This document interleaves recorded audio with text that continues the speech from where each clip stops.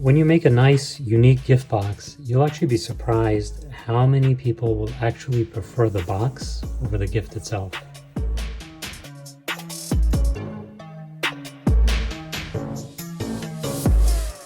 In this video, I'm going to focus a little bit more on the details of what it takes to handcraft custom gift boxes like this. This is something you can all do at home. Let's get started. I'm going to share a few different techniques, mainly focus on getting a clean finish on the wrapping.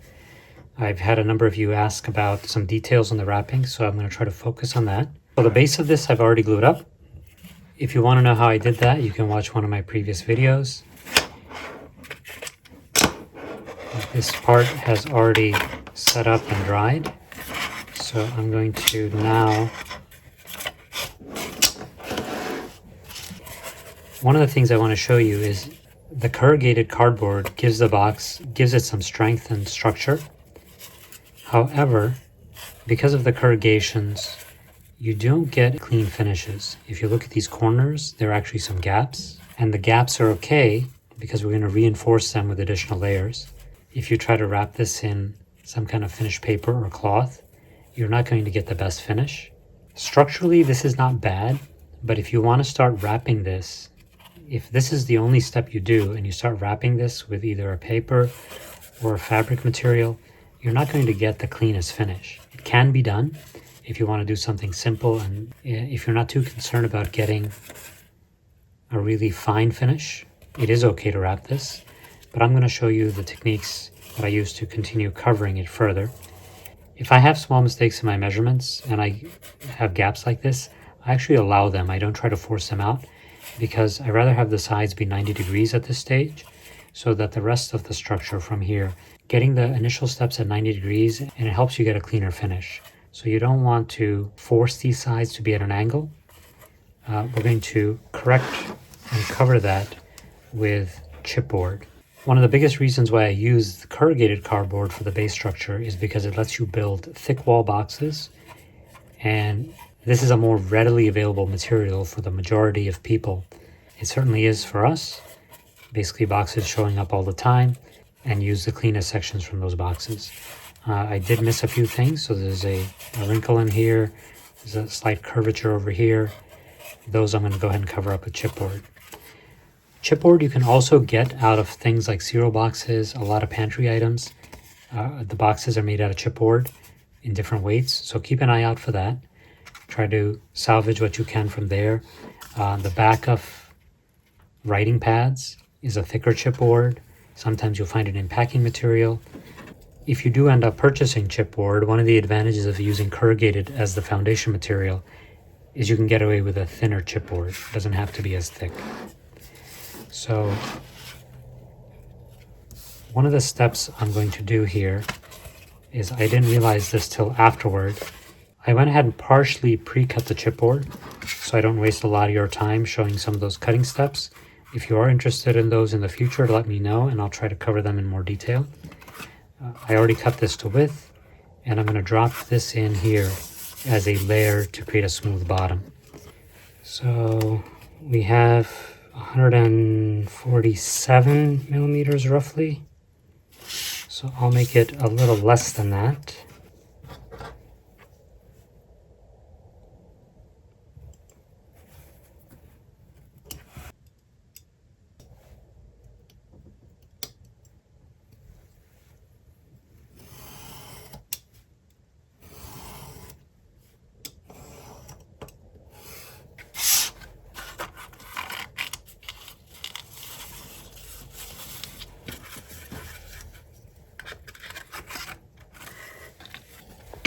And I also pre-cut these to height.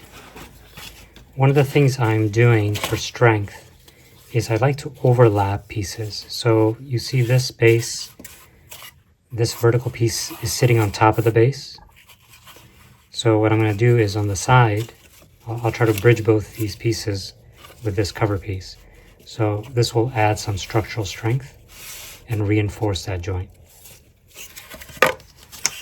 There are a number of you who've recommended using the technique where you just score and fold the box. That does have its advantages for speed, but it won't give you the same clean edged finish that I'm going for. So for these boxes, I'm going to do it this way. And then in the future, I will cover some boxes using that other technique. It's a little harder to get a clean finish on those boxes. There are many different ways you can measure this. You can either take an actual measurement and measure off your piece, mark it and cut it. You can use the piece itself, place it on the cardboard you want to cut, line up the sides. You can mark and then cut. Or one of the things I like to do is use some kind of weight that I can push against, and then hold the two pieces against the weight. Use the knife to put a light mark where the cut needs to be, and then I can hold it firmly and complete the rest of the cut.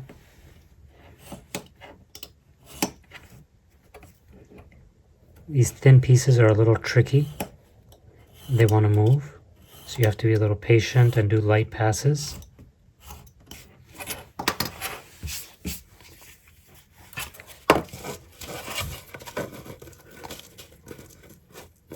Compare your sides. If they're not exactly the same, have a slight difference in measurement, then consider marking them so you don't forget.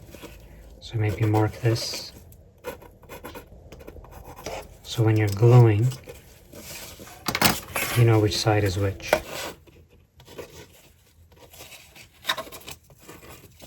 So I'm trying out a few different glues based on what some of you recommended. I'm not sure if I like them yet.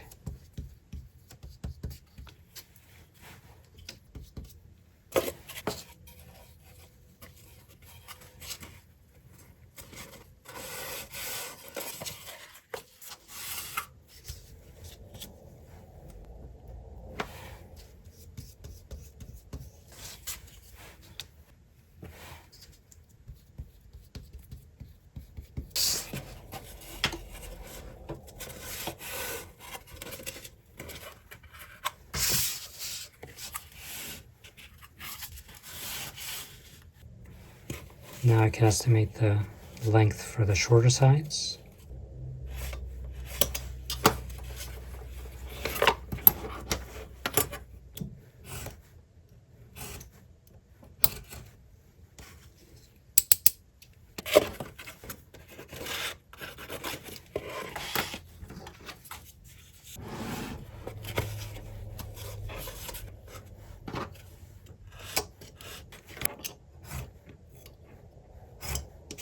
So here again you see all these joints. They will get reinforced with one piece that will bridge across all of them.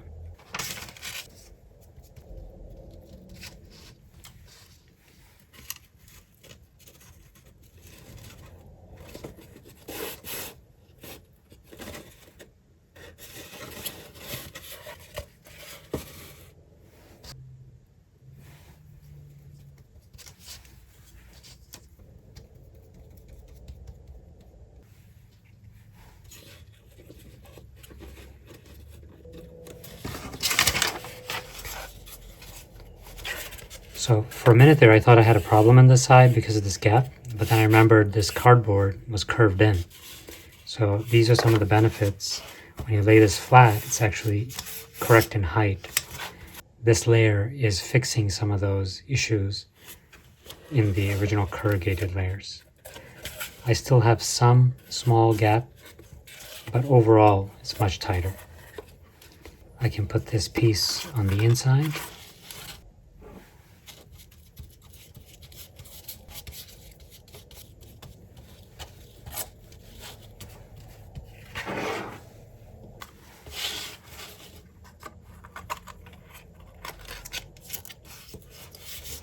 I don't press down too hard because you don't want to crush the corrugations on the cardboard. These layers of chipboard will reinforce everything. By the time you're done, the box actually becomes extremely strong. But initially, the corrugated cardboard can be squished, so you don't want to exert too much force on it. Another technique you can use for lining up and making the measurements, if you have something to elevate your piece a little bit, you can position two pieces together, use a straight edge to push against, and line these pieces up. That way you've got the outer edge over here flush. Double check. Then you can come to this side.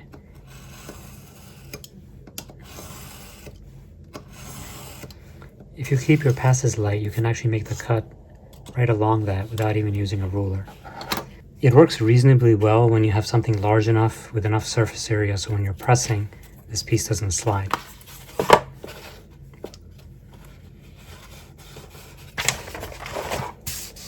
And for gluing, I'm going to use just simple white glue here and use the flat card technique to spread that out. This helps when you've got to cover a large area quickly before it sets up.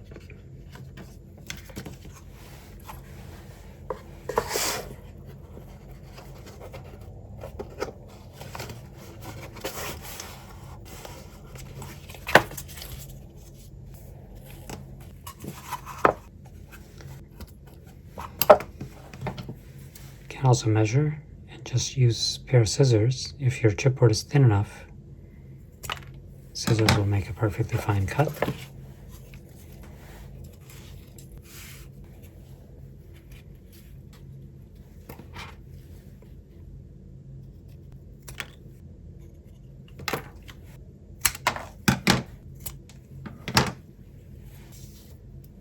Select any of the sides that you think are better to face up. Apply a layer of glue.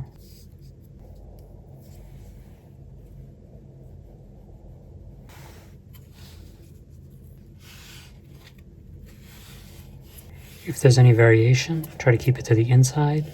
Keep the outside edge neat as you can.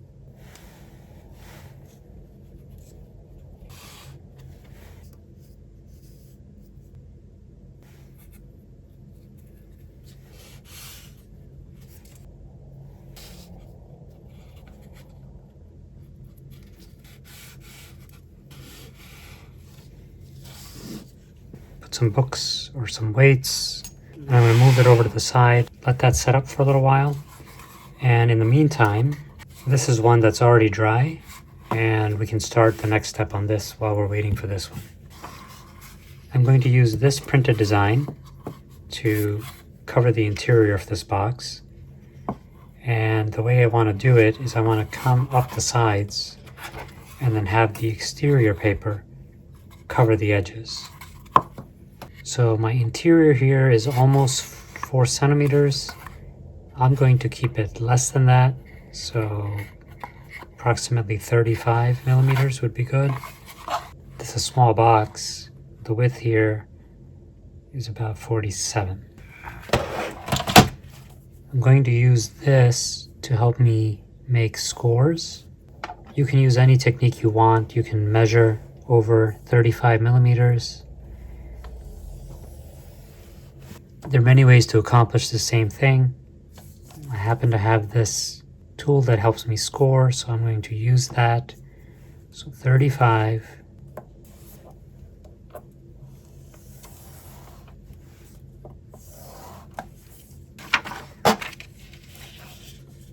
Then I'm going to cut off 35 again.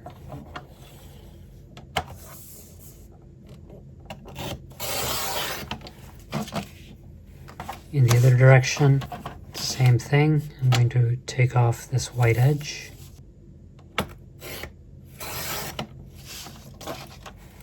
Come over 35.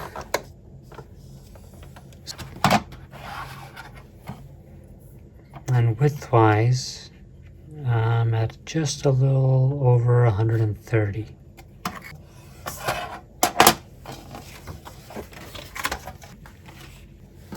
Forgot to cut off the extra on this side.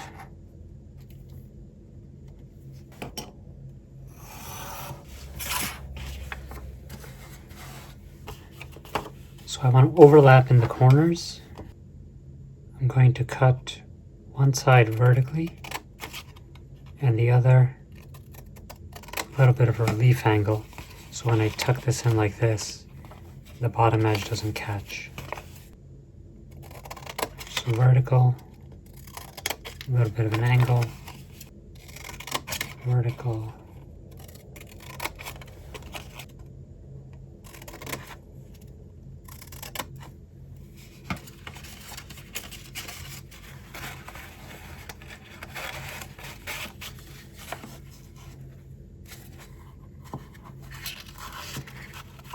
do a test fit before you put glue on it, just so you're not fighting with glue. For gluing, just decide what is the easiest.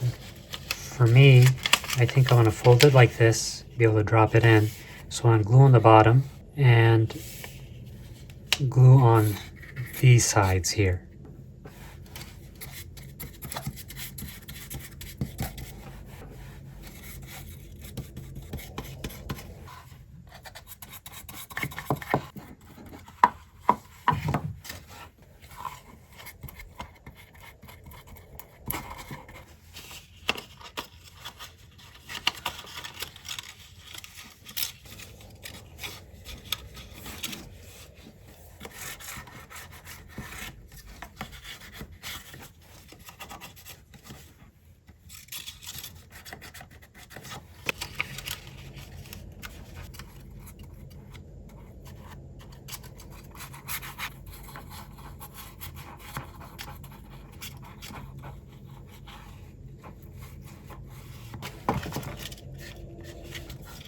So the bottom of my box, I'm noticing my measurement was a little off, so I'm just working a little bit of that back out.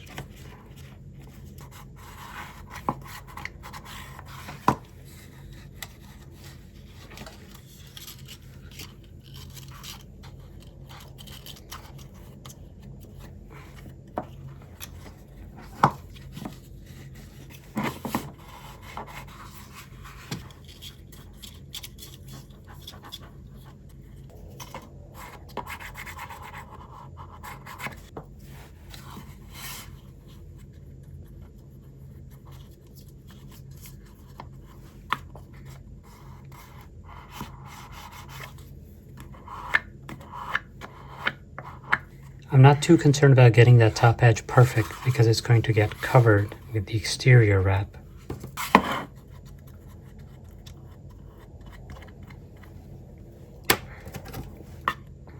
I do want it to be close.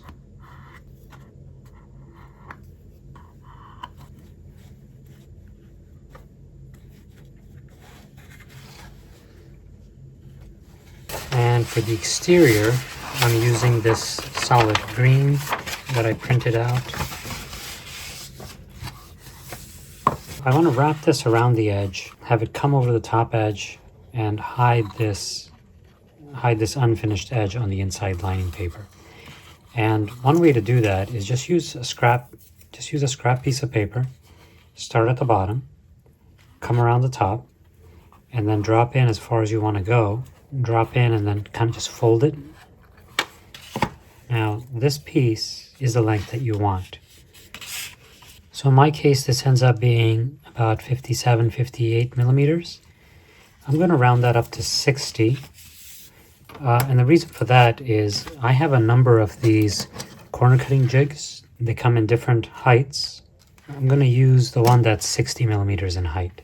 I'm going to show you a few different techniques that you can use with and without the jig. By making it 60, I'll be able to have the size I do with the jig, and without the jig, come out even. Drop this down, measure off at least 60 on all the sides. Make sure you have some extra so you can position the box and be able to trim away the excess. And just put some marks there. All right, let's get some glue on the base of this box. Make sure you cover it completely. You don't want any air bubbles.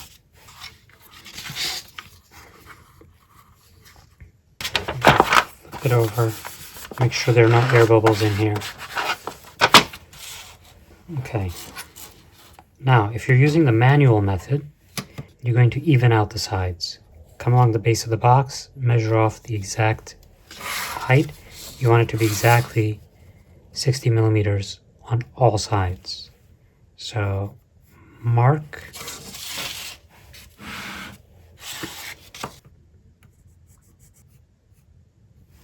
I'm only going to mark 2 of the sides because the other 2 sides I will use the jig for. Trim this off.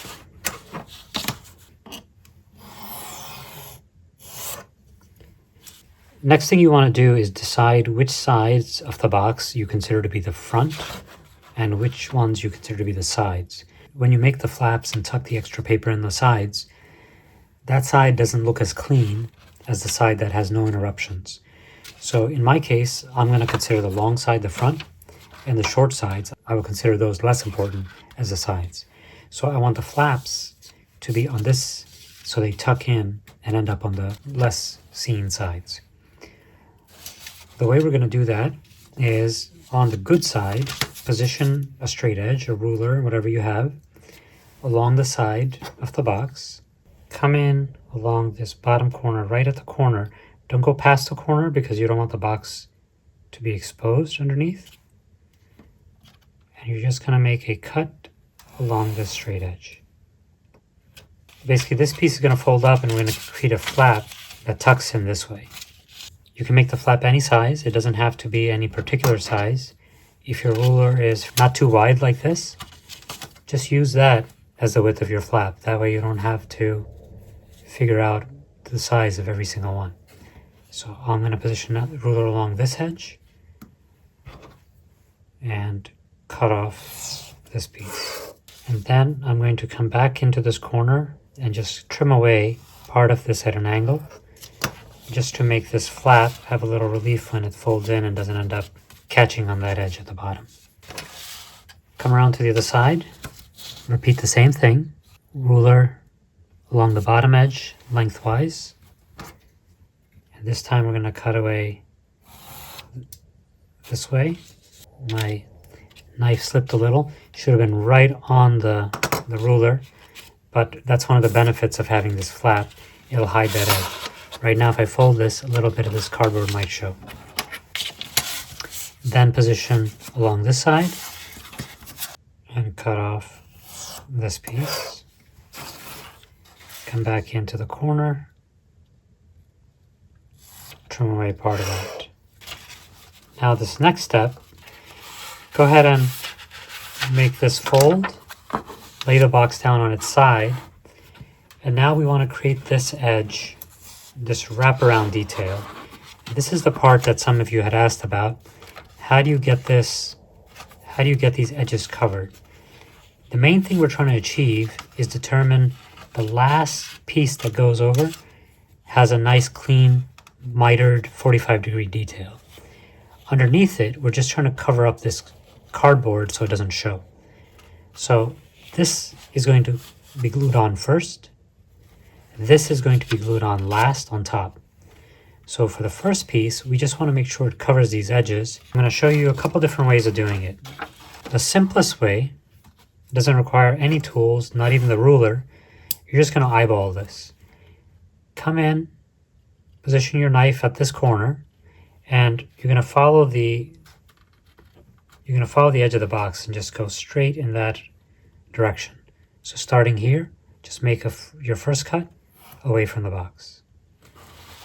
Then, same thing along this edge, start at the same corner and make the second cut in this direction, away from the box. Now the last cut depends on how thick your walls are. You want to match those exactly. So when you cover this material, if you look right now, doesn't want to fold in because this edge over here. So what we want to do is come out the thickness of this wall in this direction. So basically what we're doing is, however thick the wall is, come away to that thickness here. And then however thick the wall is in this direction, match it going this way. So in my case, this wall is about 5 millimeters. So that's what I'm aiming for. just eyeballing this. Again, I'm explaining it. I'm taking too long to explain it. But the idea is just position the knife here and just pull away. And that's it. Okay, now when you place this, this material will sit on top and this has a way to go in. The problem with this technique is if you make any mistakes because of these pieces not having any overlap, there's a slight possibility if you don't get your cuts in the right spot, a little bit of the corner might show. The second technique lets you hide that a little bit. And the difference is not significant. What we're doing is we're starting with the last cut that was made here first. So come out about 5 millimeters. This time I'll use this ruler to help me. So position it to match this sidewall here. So right about there. And then come away 5 millimeters from that, so right about here, and then cut away. Now, from that point, start at that point and cut away this way. And then the last cut is from the outside corner, go this way. The difference this makes is now these two pieces are attached and they fold in like that. This piece can still tuck in. And we have a second piece that's going to wrap around here and go under that. So we have each piece is backing up the other one. And you have a little more chance of covering this corner even if you make a little bit of a mistake. All right, so this side is ready to be glued. Use some kind of scrap paper to protect your work surface. We're going to put glue on this entire flap.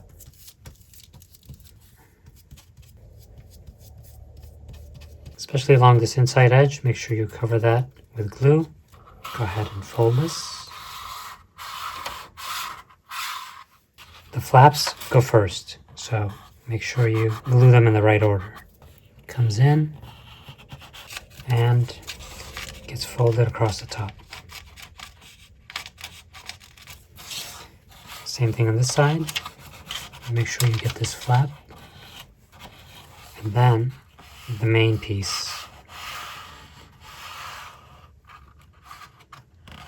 Notice how that overlaps? And here, there's no overlap. And you'll also notice my cuts aren't quite perfect, but that's okay. That's why we have these multiple overlaps to kind of have one back up the other.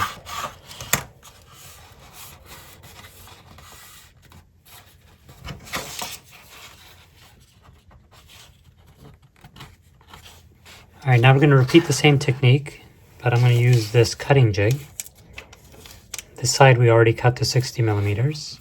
This basically has the shape already made for us. Position it up to the corner, and just pull it tight across there. And then we simply cut here.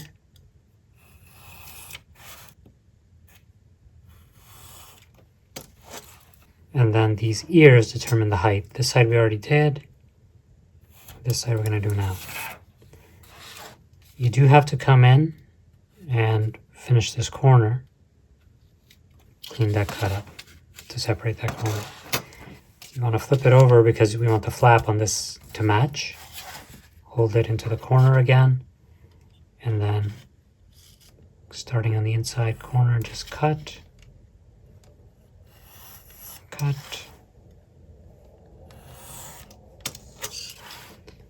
And then this is the height here. This is the height here. And this is our finally height here.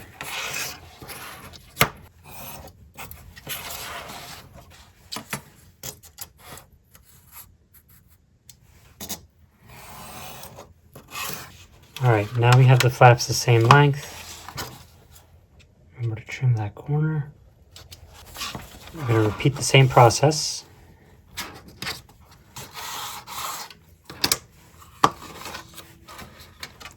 This side, I'll use the same technique where we just eyeball it, no tools needed. Cut away at this corner, cut away, and then come away the width of the wall and in both directions from here and here. So starting about here, pull away. And on this other side, I'm going to use this other 45-degree jig. These walls are 5 millimeters. Use the number 5 size on that. Position it here at the top. Tuck it into the corner on both sides. And we're going to position here, cut this way. Position here, cut this way. And then the top of the box, same as before. That way. That creates this. This creates the other version, same as on the other side. And now we have our flaps. Switching back to the white glue for now. Kind of find that a little easier to work with, a little faster to work with. It does wrinkle the paper more.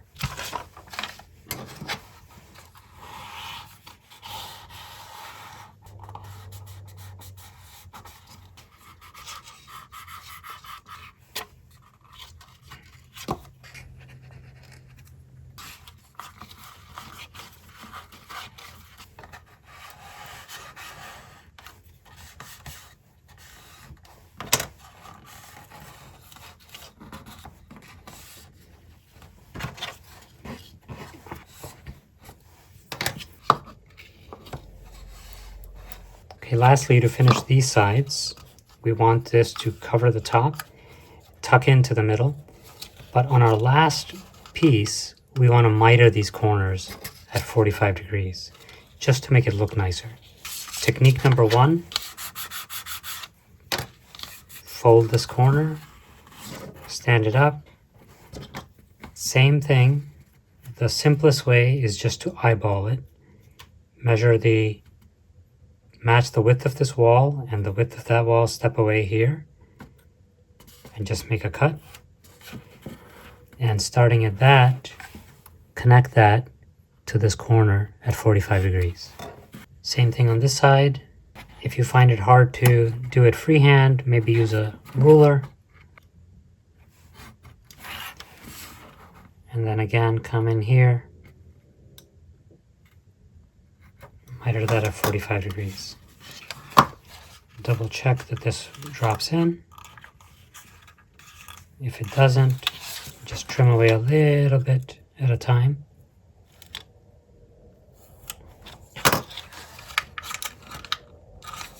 When it looks good, then go ahead and glue.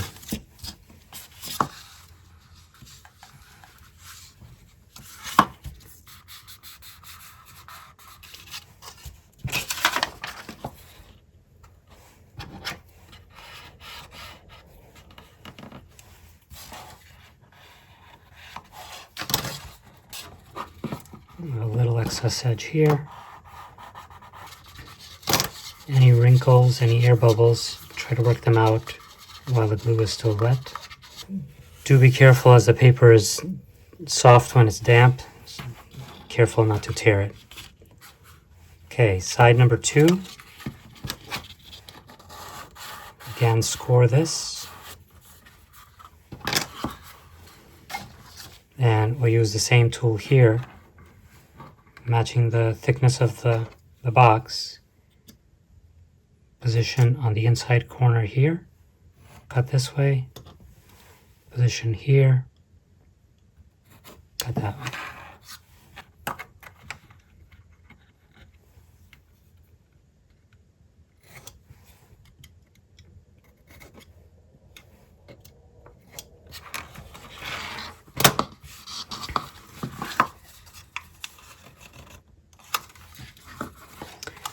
And really, all you're doing is trying to create this 45-degree detail, just so it looks more finished, more professional. Add your glue.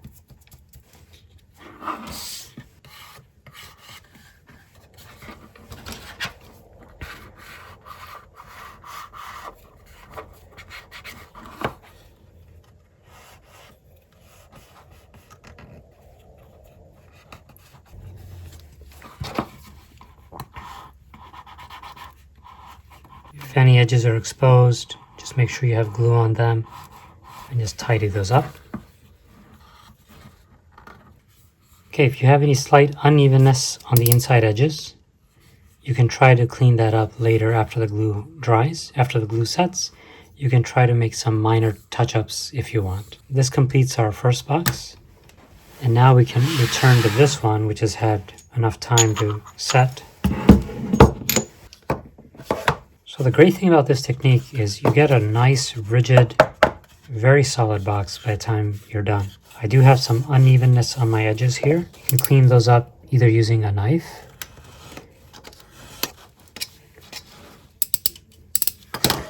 or some sandpaper. Make sure it's on a flat surface.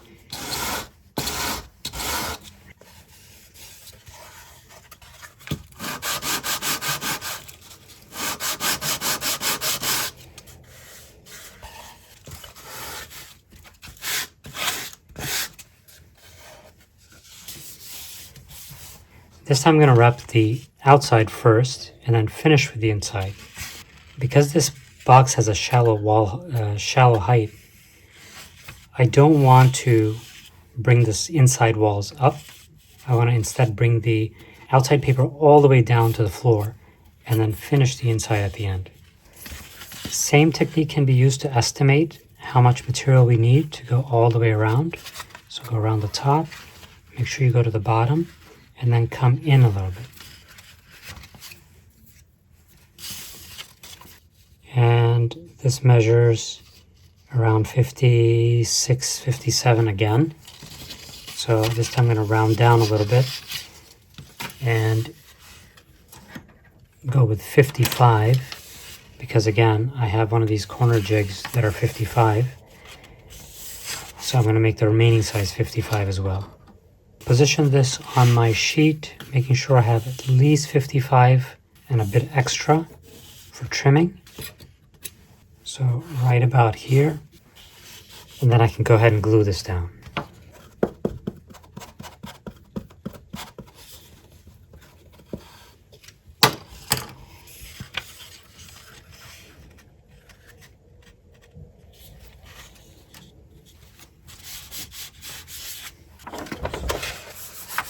Make sure there are no air bubbles. I'm going to measure 55.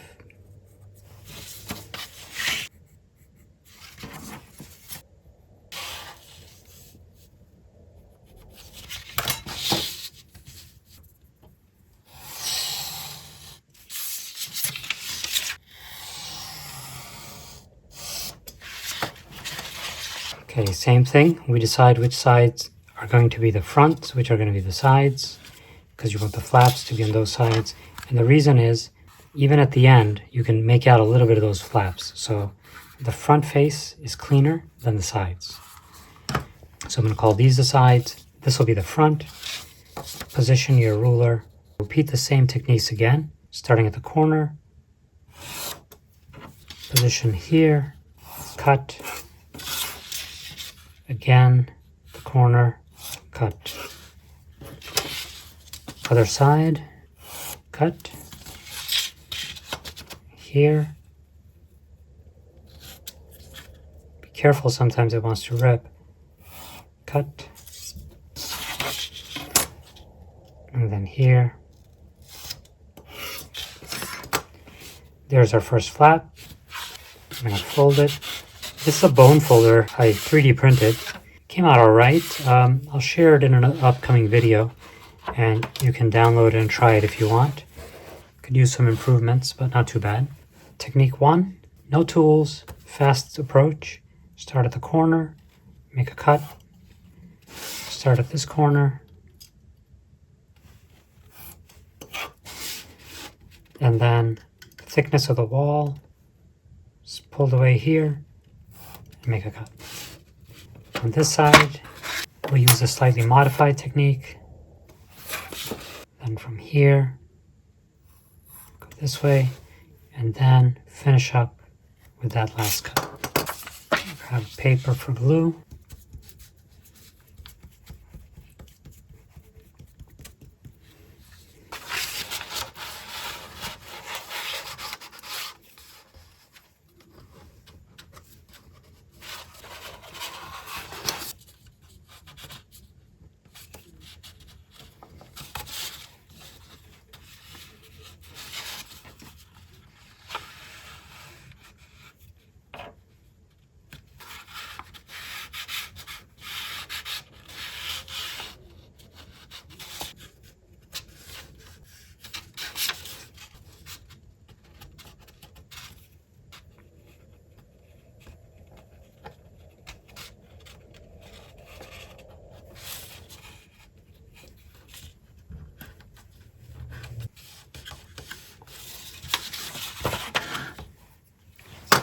For the second side, we use the corner cutting jig. Position this where you want the flaps. Hold it snug against the box. Cut, cut.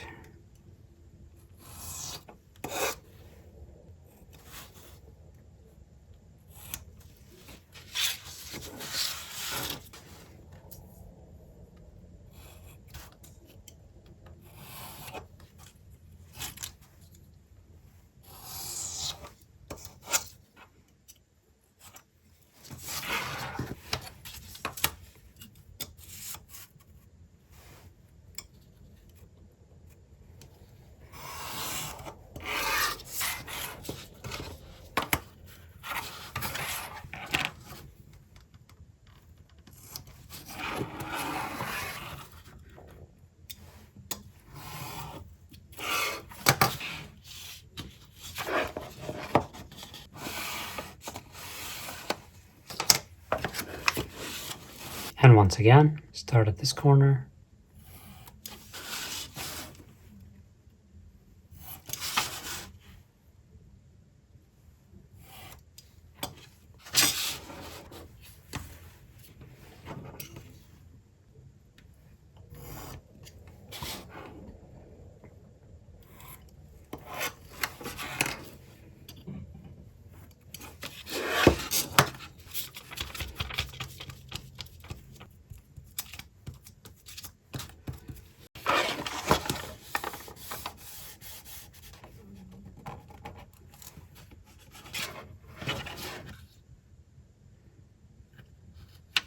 Trim those corners.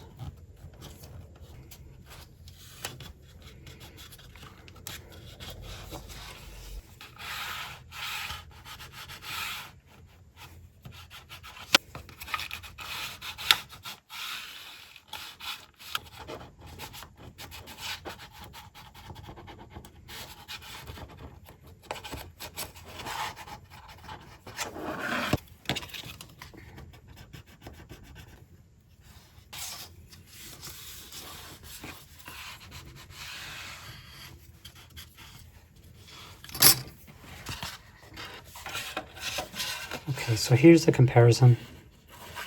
The quick technique versus the technique with the second overlap. Just ends up having a better chance of covering that corner and not having anything exposed. Because now on this last step, if you make a mistake, you might get a little bit showing. The more overlaps you have, even if you make a little mistake, chances are it won't show. Same here. This side versus that side. Minor difference. Even though I'm sure some people will disagree, there isn't just one right way to do this. So use whatever technique you feel is easiest for you. You can invent your own. Okay, last side, estimate here. One thing I should note, using this technique, this inside corner has to be better than in the previous box technique. Because we don't have the inside liner, you can't make a mistake here and have that brown show. If you're going to use this technique, do be careful that it doesn't show.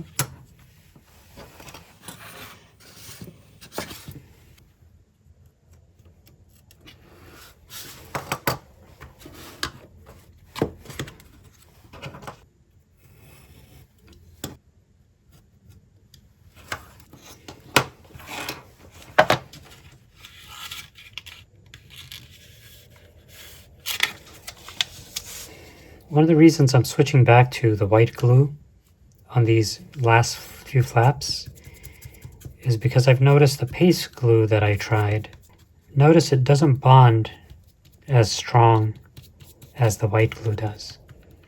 So I'm not really sold on that paste glue just yet.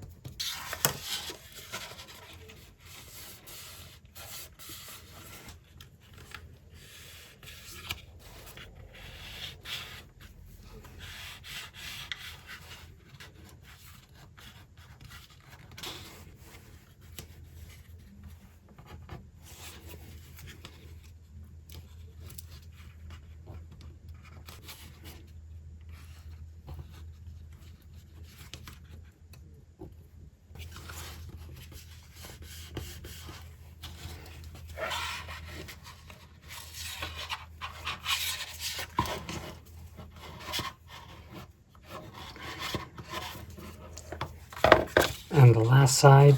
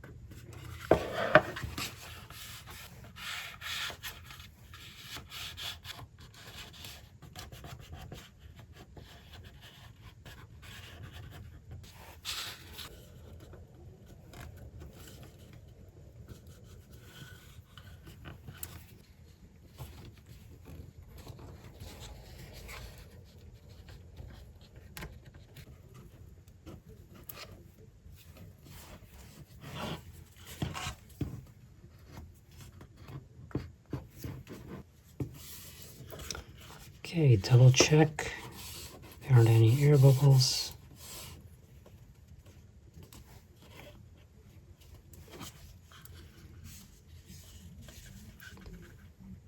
Once again, you notice the 45s makes it look nicer. And for lining this, here's the sheet I've printed this time. And I added a little section here where you can put a signature.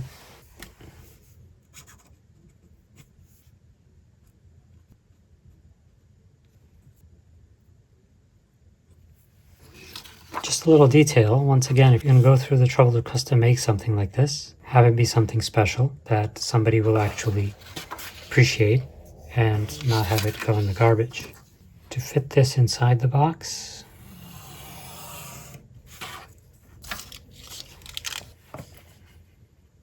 '86-'87 millimeters.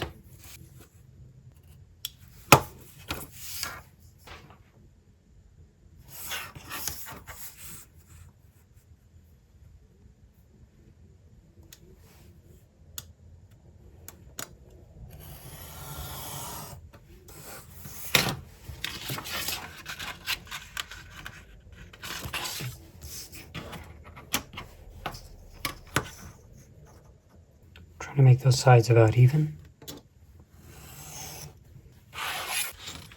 About 145. I'm going to keep it a little short because my corners here weren't perfect.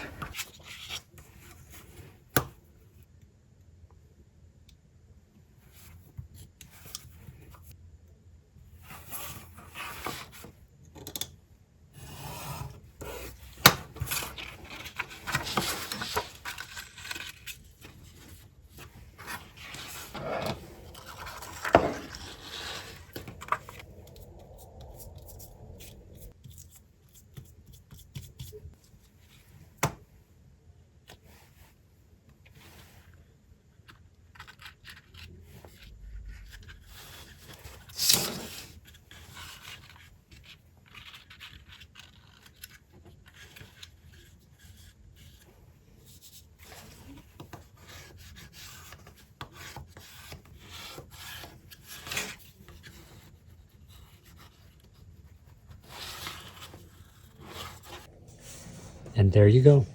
If you'd like to see more videos like this, please let me know in the comments down below.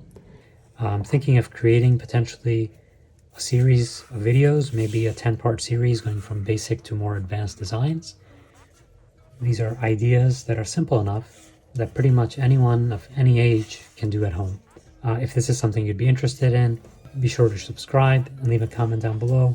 If enough of you are interested, I'll do my best to work on these over the coming weeks and months.